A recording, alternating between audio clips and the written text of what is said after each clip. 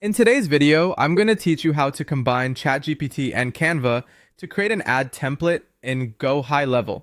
We'll start inside Chatgpt because this is where you can connect Canva and begin building the prompt that will help generate your creative direction. First, head over to Chatgpt and make sure you're signed in.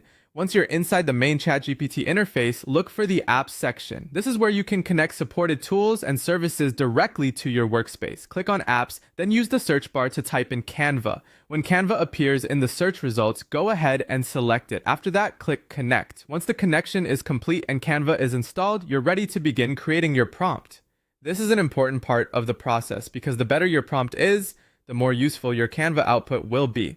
At this stage, just remember that Chatgpt and Canva are now linked, so you can use them together more efficiently. Before moving on, make sure Canva is also installed in your Gohighlevel account. That way the templates and design workflow can be supported on both sides. Once you've confirmed that, go to Gohighlevel. Inside Gohighlevel, open the settings area.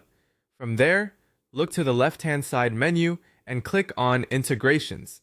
This section is where you manage the tools connected to your account. In the integrations list, look for Canva. When you find it, click on Canva, then click Manage. This will take you to the Canva integration setup page. From there, click Install. You may be guided through a few confirmation screens, which is normal for connecting a third-party tool. Click Continue to move forward, and then click Allow and Install to finish the setup. This final approval gives Gohighlevel permission to use the Canva integration properly.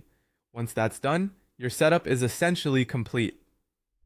You've connected Canva in Chatgpt and also installed Canva in Gohighlevel, which creates the foundation you need to build ad templates more smoothly. A good tip here is to double check that both connections were successful before you begin creating assets, just so you don't run into avoidable issues later.